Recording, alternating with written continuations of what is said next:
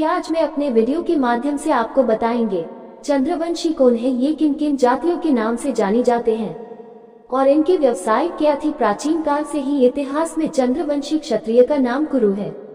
चंद्रवंशी में मुख्य रूप से क्षत्रियों के दो वंश माने जाते हैं, एक यदुवंश और एक बागरी वंश। इन दोनों क्षत्रिय वंशजों के पूर्वजों ने भारत पर लंबे समय तक राज किया है, लेकिन राजा भगत और उनके वंशज श्री पांडव और कौरव चंद्रवंशी क्षत्रिय थे, जो अभी भारतीय संविधान के अनुसार चंद्रवंशी क्षत्रिय समाज का एक वर्ग अत्यंत पिछड़ा जाति का है। आजादी से पहले इस समाज की ऐसी स्थिति नहीं थी। चंद्रवंशी क्षत्रिय ने इस देश पर 5000 वर्षों तक राज किया था। यह इतिहास में दर्ज है। यहाँ तक इस देश का नाम भी चंद्रवंशी क्षत्रिय समाज के नाम पर दर्ज है। हस्तिनापुर के नरेश महाराज भारत के नाम पर ही इस देश का नाम भारत रखा गया है। चंद्रवंशियों को देवों के देव महादेव ने भी अपने मस्तक पर धारण किया है। ऐसा यह विशाल समाज है।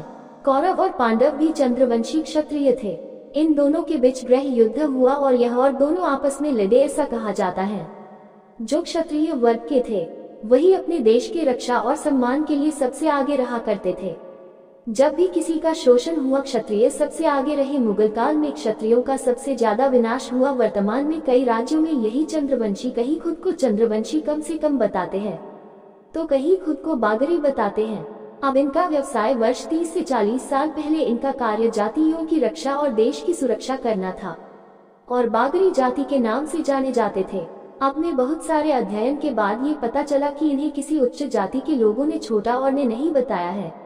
अब बात आती है, जब चंद्रवंशी क्षत्रियों ने भारत पर 5000 वर्षों तक शासन किया तो वर्तमान में इनकी ऐसी स्थिति क्यों है। समय बदला, शासन बदली, मुगल शासन आए, अंग्रेजी शासन आए और इसके बाद क्षत्रियों का विनाश हुआ। मुगल शासन के दौरान इन क्षत्रियों का सबसे ज्यादा विनाश हुआ और इन क्षत्रिय वंशों ने समय के साथ को अन्य जातियों में विभाजित कर लिया। कहीं बागरी, कहीं यादव और अन्य जाति के नाम से जाने जाने लगे और दुनिया के किसी भी इतिहास में बागरी जाति के बारे में नहीं बताया गया है।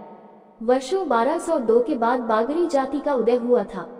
इससे ये पता चलता है वर्ष 1202 के पहले कोई बागरी जाति नहीं था और यह जो बागरी और यादव जाति के लोग हैं, यह बागरी नहीं चंद्रवंशी क्षत्रिय हैं। हमारे वीडियो को देखने के लिए आपको धन्यवाद। यदि वीडियो अच्छा लगा है तो आप चैनल को सब्सक्राइब करें और वीडियो को लाइक करना।